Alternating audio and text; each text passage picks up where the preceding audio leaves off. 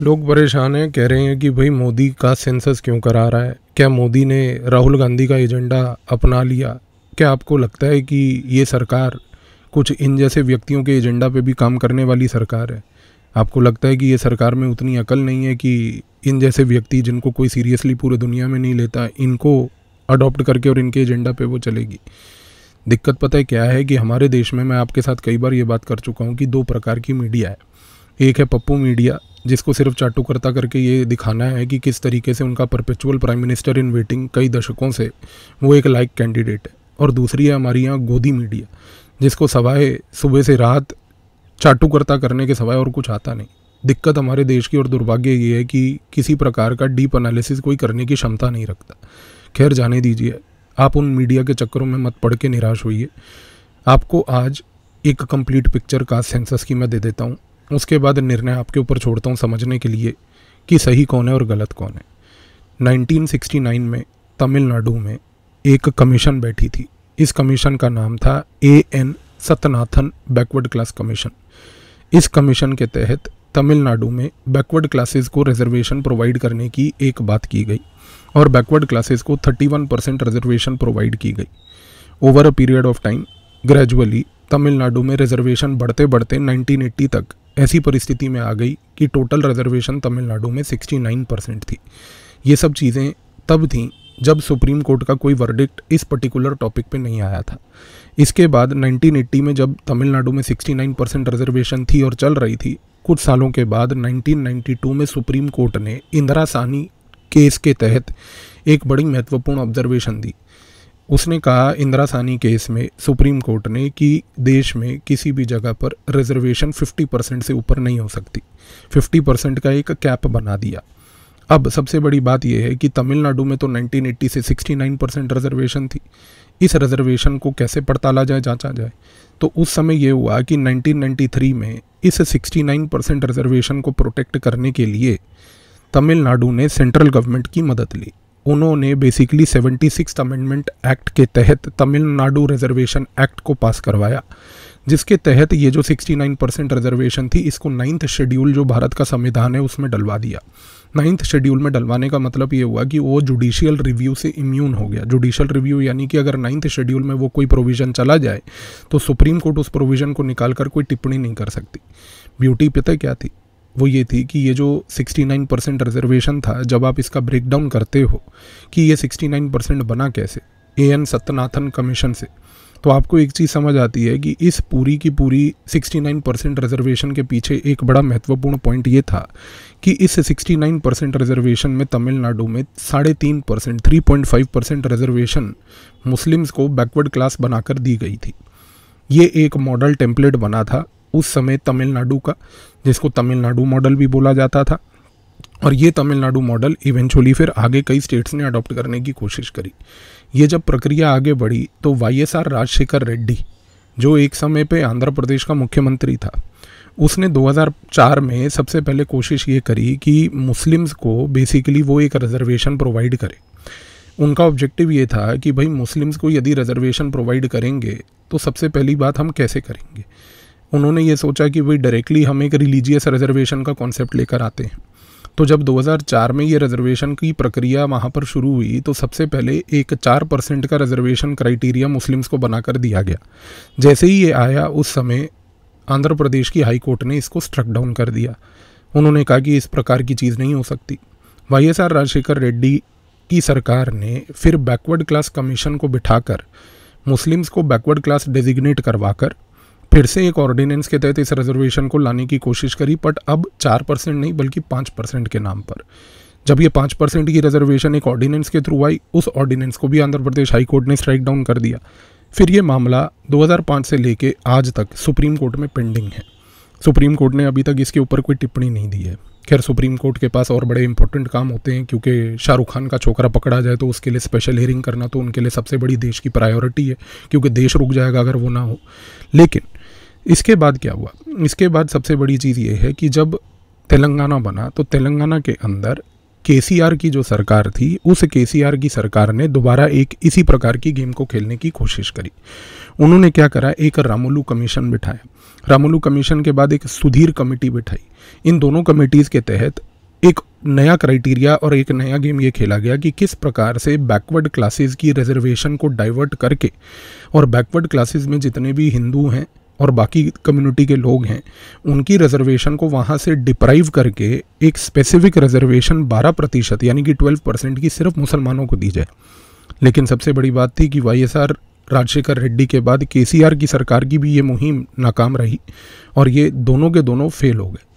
इसके बाद अगर आप देखो तो हाल ही में जो तेलंगाना की सरकार रेवंत रेड्डी की है, उस रेवंत रेड्डी की सरकार ने वाईएसआर राजशेखर रेड्डी और केसीआर की लेगेसी को आगे बढ़ाते हुए तेलंगाना में अभी हाल ही में एक कास्ट सेंसस किया। सबसे बड़ी ब्यूटी देखिए इस कास्ट सेंसस की कि जो तेलंगाना ने कास्ट सेंसस किया, उस कास्ट सेंसस की पूरी रिपोर्ट अभी तक ना तो पब्लिसाइज की गई है और ना ही असेंबली जो तेलंगाना की है उसके फ्लोर पर पेश की गई है। ये बोला गया पहली बात तो कि नई सिक्योरिटी कारणों से हम जो है रिपोर्ट को पेश नहीं कर सकते। एक बचकाना सा रीज़न दिया गया कि नहीं तेलंगाना की रिपोर्ट इसलिए भी पेश नहीं कर सकते क्योंकि कई हज़ारों पेज की है। आपको याद होगा कि वक्फ के अमेंडमेंट की जो चर्चा जब हो रही थी तो जेपीसी की जो रिपोर्ट आई थी वो कई हज़ारों पेजेस की थी और उसके बाद वो जब हज़ारों पेज की रिपोर्ट को पार्लियामेंट में लाया गया था, आप अगर एक मोमेंट के लिए वीडियो को पॉज करके गूगल पे जाके भी देखेंगे तो उसके इमेजेस जो हैं वो बड़े वायरल सर्कुलेट हुए थे और ये जो वामपंथिक सोच के लोग हैं उस समय उन्होंने इसका बड़ा मजाक उड़ाया था कि अब देखो हमारे ये जो मेंबर्स हैं ये कैसे रिपोर्ट पढ़ेंगे इतनी बड़ी। आप वैसे तो कहते हो हम बहुत पढ़े लिखे हैं पर अब आपको रिपोर्ट पढ़ने में भी प्रॉब्लम है। खैर, तेलंगाना ने रिपोर्ट फाइनली आज तक पेश नहीं करी है। इन्होंने 2024 में कास्ट सेंसस किया, उसको 2025 में असेंबली में केवल उसकी एक समरी पेश करी। अच्छा, समरी में सबसे बड़ी चीज़ क्या है? समरी में सबसे बड़ी चीज़ ये है कि इन्होंने एक बात बोली। अब जो समरी के टेबल्स हैं उन टेबल्स में आप पॉइंट्स देखिए क्या हैं। उन्होंने बोला कि 2014 में तेलंगाना के अंदर बैकवर्ड क्लास हिंदूज जो थे उनकी पॉपुलेशन 51% थी, लेकिन 2024 में तेलंगाना के बैकवर्ड क्लास हिंदूज जो हैं उनकी पॉपुलेशन जो है अब 46.25% रह गई। सबसे पहले तो कोई बात ये समझाए कि बैकवर्ड क्लास हिंदूज की जो पॉपुलेशन पहले 51% 2014 में थी वो 2024 में 46.25% कैसे हो गई? उसके पीछे के क्या रीज़न है? ऐसा तो है नहीं कि हिंदुओं के ऊपर इतना अत्याचार हुआ तेलंगाना में कि हिंदू पॉपुलेशन जो है सप्रेस होती गई और वहाँ पे हिंदू मर गए। लेकिन हिंदूज़ की जो बैकवर्ड क्लास की पॉपुलेशन है, पहली बात तो वो कैसे कम हुई? अगर आपको ये अनहमली लग रही है तो आप दूसरा पॉइंट इस समरी रिपोर्ट का देखिए। इस समरी रिपोर्ट में दूसरा पॉइंट ये बोला गया कि आधार का जो डेटाबेस है वो कहता है कि तेलंगाना में पॉपुलेशन 3.95 करोड़ है आधार डेटाबेस के हिसाब से। लेकिन जो ये कास्ट सेंसस 2024 में हुआ इसने पॉपुलेशन को लिया 3.70 करोड़। 25 लाख की पॉपुलेशन ओवरनाइट जिनको आधार कार्ड मिला हुआ है वो गायब कैसे हो गई? अब आप समझ रहे हैं पहले पॉइंट और दूसरे पॉइंट के बीच में रिश्ता क्या है। खैर, अभी अगर आप नहीं क्लियर हुए तो तीसरे पॉइंट पे जाइए। ये कहते हैं 2014 में जितनी भी पॉपुलेशन थी तेलंगाना की उसके असेसमेंट के हिसाब से अगर हम 2024 का फिगर निकालें तो वो कहते हैं कि 2024 में तेलंगाना के अंदर 12.46% मुस्लिम्स हैं। लेकिन अब ब्यूटी देखो, ये होता है खेल लैंग्वेज का।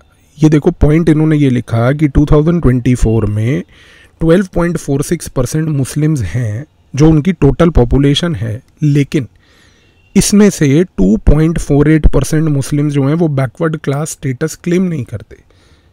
आप स्टेटमेंट समझ रहे हैं कि अगर 12.46% टोटल मुस्लिम्स हैं और उसमें से 2.48% जो हैं वो बैकवर्ड क्लास क्लेम नहीं करते, तो इसका इन्फ्रेंस ये है कि 10.08% तेलंगाना के कास्ट सेंसस में ऑटोमेटिकली मुस्लिम्स को बैकवर्ड क्लास डेजिग्नेट करवा दिया गया। यानी कि जब आप ये चीज़ लिख रहे हो कि 2.48% स्टेटस को क्लेम नहीं करते आउट ऑफ 12.46%, दैट मीन्स कि 10.08% मुस्लिम्स को आपने ऑटोमेटिकली डेजिग्नेट कर दिया बैकवर्ड क्लास में। गेम याद रखो, वाईएसआर राजशेखर रेड्डी 4%, ऑर्डिनेंस 5%, केसीआर 12%, रेवंत रेड्डी 10.08%। अब आप गेम के डॉट्स को कनेक्ट करते जाइए। सबसे बड़ी चीज़ यहाँ पर यह है कि इन लोगों का सिर्फ एक ऑब्जेक्टिव ये था कि इस पूरी प्रक्रिया से किसी न किसी तरीके से कोशिश करके मुस्लिम्स को रीक्लासीफाई कर कर बैकवर्ड क्लास में डालें और उनको 10% की रिजर्वेशन प्रोवाइड करें। आप सबसे बड़ी चीज़ देखो कि इस पूरे तेलंगाना के कास्ट सेंसस की रिपोर्ट जो है, इस रिपोर्ट में जो समरी पेश की गई, इस समरी में केवल मुस्लिम कम्युनिटी का सब कैटेगराइजेशन किया गया है। तेलंगाना के अंदर जो सिख रहते हैं, जैन रहते हैं, बुद्ध रहते हैं, पारसी रहते हैं, वहाँ पर जिस प्रकार के फॉर दैट मैटर क्रिश्चियंस रहते हैं, उन पर्टिकुलर कम्युनिटीज़ का किसी का भी क्लासिफिकेशन वहाँ पर नहीं किया गया। केवल एक कम्युनिटी को इस प्रकार से हाईलाइट करके वहाँ पर कोर पॉइंट बनाकर पेश किया गया। अब ये सारा डेटा जो मैंने आपको तमिलनाडु मॉडल से लेकर YSR राजशेखर रेड्डी, KCR रेवंत रेड्डी तक का बताया, इससे अगर आप कुछ डॉट्स कनेक्ट करके पॉइंट समझ पाएँ तो आपको इनका खेल समझ आएगा। आपको ये खेल समझ आएगा कि सेंट्रल गवर्नमेंट ने फाइनली कास्ट सेंसस के बारे में अग्री क्यों किया, और इस कास्ट सेंसस को जो अग्री किया उन्होंने अग्री किया। दो चीज़ें हैं।